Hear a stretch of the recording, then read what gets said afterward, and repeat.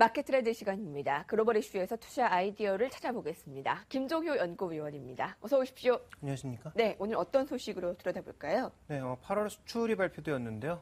지난 7월 수출 지표가 부진했던 만큼 8월엔 어떤 변화가 있는지 살펴보고 그와 관련된 종목군들의 전략도 언급해 보도록 하겠습니다. 네, 수출 동향 7월과는 어떠한 비교점이 있었고 또 그 의미와 시사점을 통해서 투자 전략까지 함께 세워보겠습니다. 자, 그러면 어떻게 나왔는지부터 봐야 될 텐데요. 8월의 수출 동향의 지금 의미 어떻게 찾아볼 수가 있을까요? 일단 긍정적입니다. 7월이 예상보다 부진한 지표를 보였던 것과는 달리 8월 달에는 개선되는 모습을 보였는데요. 아무래도 이제 자동차 판매와 같은 흐름이 작년 대비해서 워낙 좋아졌기 때문에, 그러니까 작년 파업 효과가 올해는 없어졌기 때문에 이제 그와 관련된 긍정적인 효과가 반영되었다고 봐야 될 것 같은데, 준비된 그림을 보시면 최근에 선박을 제외하고는 부진한 모습을 보였던 수출이 선박을 제외하고도 개선되는 모습을 보이면서 8월 달에는 좀 뚜렷한 개선세를 나타내는 모습, 7% 이상의 반등을 나타내는 모습이었습니다. 지금 일평균 수출 동향도 보시면 7월 달에 크게 감소하는 모습이었는데요. 8월 달에는 선박을 제외하고도 개선되는 모습을 보여서 전체적으로 지금 일평균 수출도 월간 기준으로 개선되는 모습을 보여주고 있다. 또 연간 기준으로 봤을 때도 작년에 이 자동차 수출에 차질을 보였던 것이 올해는 개선된 모습을 보였기 때문에 긍정적인 모습이 나타났다라고 봐야 될 것 같고요. 지금 월별 무역 수지 동향도 봤을 때 7월 달에 크게 줄어들었던 것이 다시 회복세로 조금 돌아서고 있는 모습이기 때문에 전체적인 경상 수지의 흑자분, 결국은 인도나 인도네시아 같은 동남아와 우리 시장이 차별화될 수 있는 가장 중요한 근거가 이 무역 수지의 전반적인 개선이 계속적으로 이어지고 있다는 거죠. 이것도 벌써 십몇 개월째 지속되고 있는 상황이기 때문에 우리 시장에는 좀 긍정적인 모습으로 나타났고, 환율 측면에서도 1,100원을 깨고 내려가는데 중요한 역할을 했다라고 좀 봐야 될 것 같습니다. 네. 이외 또 흐름을 살펴보게 되면 다른 국가들의 흐름은 어떠냐를 좀 살펴보면 전 세계 경기를 살펴볼 수 있을 것 같은데요. 지금 한국을 포함한 대부분의 국가들이 일본을 제외한다면 일본만 달러 기준으로 지금 수출이 정체된 상황이고, 중국이라든지 대만이라든지 그 외 여타 국가들, 또 미국까지도 개선되는 모습을 보임으로써 글로벌 경제 내에서 대부분 국가들의 수출의 회복세가 크게 나타나고 있다는 것을 주목해 볼 필요가 있을 것 같고요. 자, 그럼 한국은 어디에다 많이 팔았는지를 살펴보실 필요가 있겠는데요. 한국이 이제 수출이 늘어난 것은 전반적으로 이제 중국 쪽은 정체되는 모습이었고, EU 수출은 줄어드는 모습이었지만, 미국 수출이 늘어나면서 지역별로 봤을 때는 미국 수출의 개선이 뚜렷하게 나타나는 모습, 일본은 정체되는 양상이었고 중국도 정체, 오히려 유럽은 감소하는 모습을 보였기 때문에 지역별로 봤을 때는 미국 수출에 대한 증가가 가장 크게 이어졌다라고 좀 봐야 될 것 같습니다. 예, 7월의 수출이 예상보다 저조했는데 이렇게 이 부분을 희석시킬 정도로 8월의 수출 동향이 양호했다라고 볼 수 있습니까? 어떻게 평가되고 있습니까? 네, 평가를 해보면 일단 뭐 개선된 것은 긍정적이다라고 봐야 되겠죠. 그런데 이제 전체적인 추이를 보시면 연간 기준으로 변화를 보시면 지난 2010년 이후로 연간 기준은 계속 탄력이 둔화되는 모습을 보였다가 2013년도에 바닥을 찍고 이제 소폭 터닝하는 모습을 보여주고 있습니다. 그래서 지금 수출이 본격적으로 이어지고 있다라는 얘기는 좀 틀린 얘기인 것 같고요. 어쨌든 약화되는 추세가 모멘텀이 개선되고 있다라고 좀 봐야 될 것 같고, 그럼 추가적으로 이런 개선세를 이어나가기 위해서 뭐가 필요하겠습니까? 결국은 선진국 경기, 우리가 이제 수출을 하는 주요 국가들의 경기가 좋아져야 된다라는 것인데, 전체 수출 금액으로 봤을 때는 지난 2010년 이후에 박스권을 보여주고 있는 양상이죠. 수출 금액이 정체되고 있습니다. 이 안에서 박스권을 보여주고 있는 가장 큰 이유는 어떤 부분은 늘고 어떤 부분은 줄고가 계속 반복되고 있다는 거죠.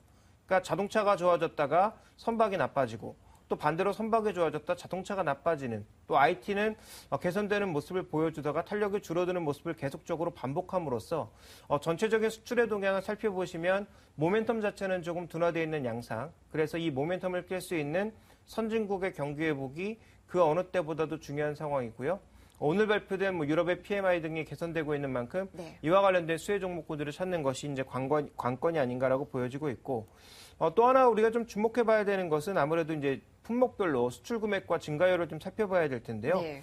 전체 금액으로 보시면 지금 기준으로 변했을 때는 화공품의 개선폭이 좀 크게 나타나는 모습이었지만, 실제적으로 증가율로 보시면 승용차의 증가폭이 가장 크게 나타나는 모습이었고, 자동차 부품이나 디스플레이 패널 등의 변화율, 즉 수출 증가율이 가장 크게 나타나는 모습을 보였고요. 석유 제품들도 비교적 많이 팔았습니다. 그래서 금액 기준으로 보기보다는 증가율 측면으로 봤을 때 개선이 나타나고 있는 자동차가 최근에 왜 강세를 보였는지 설명해주는 지표라고 볼 수가 있겠고요.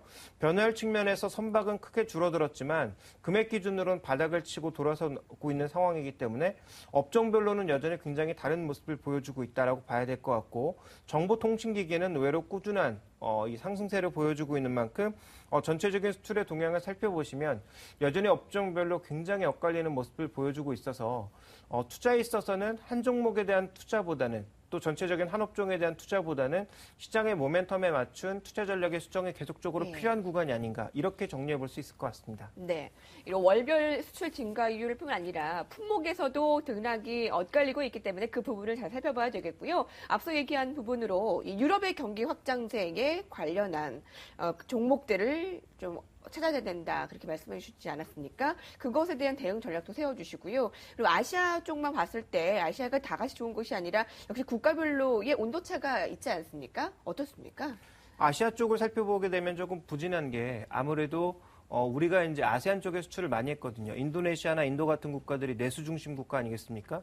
이 내수 중심 국가들이 그동안 외국에서 들여온 돈을 가지고 내부 투자를 많이 했고 외국인 투자가 늘어나면서 소비가 엄청나게 늘어나는 모습을 보였죠. 그래서 실제적으로 준비된 그림을 보시면 수출 금액 기준으로 봤을 때도 그렇고 수출 증가율 측면에서도 가장 크게 기여한 것은 아시아였습니다.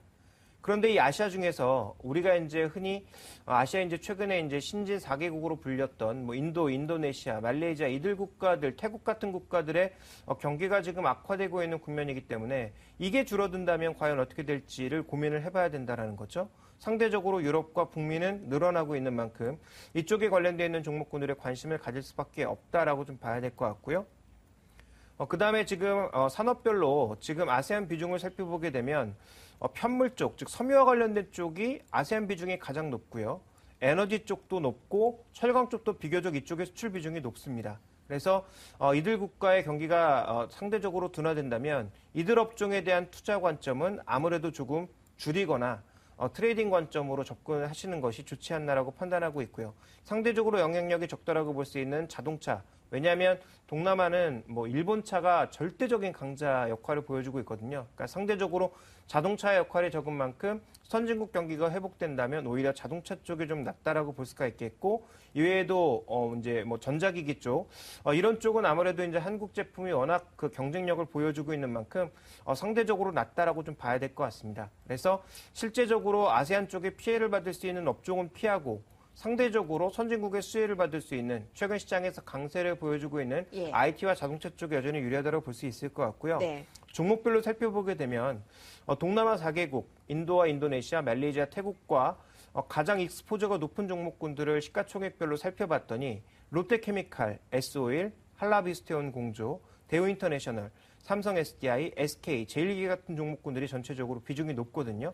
보시면 지금 석유화학 업종이거나 정유업종이거나 산업재 쪽 종목군들이 이쪽과 비중이 가장 높다라는 얘기를 볼 수 있습니다. 네. 그래서 이들 종목군들 중에서도 우리가 좀 구분해야 되는 것은 무엇이냐면 이쪽에 비중이 높다고 해서 무조건 팔아야 되는 것이 아니라 네. 이쪽에 비중이 높지만 상대적으로 유럽과 미국 쪽의 수출이 개선되고 있는 종목군들에 대해서는 덜 걱정해도 되는 거죠. 그래서 비중이 높은 종목군들 중에서는 한라비스테온 공조가 이쪽에 비중이 높지만 상대적으로 또 미국이라든지 아니면 중국의 비중도 최근에 올라가고 있거든요. 그러니까 이런 종목군들은 별로 걱정할 필요가 없는데 롯데케미칼이나 S오일 같은 종목군들 조금 조심해 볼 필요가 있지 않나라고 판단하고 있기 때문에 결국은 결론적으로 말씀드린다면 화학이나 산업재에 대해서는 여전히 좀 부정적인 관점, 트레이딩 정도, 조정시 매수, 반등 시에는 또 비중을 축소하는 트레이딩 전략이 좀 유효할 것 같고요. 전체적으로 지금 자동차 부품이나 IT 부품 쪽은 유럽이나 미국의 개선에 대한 기대감이 그 어느 때보다도 높아지고 있는 구간입니다.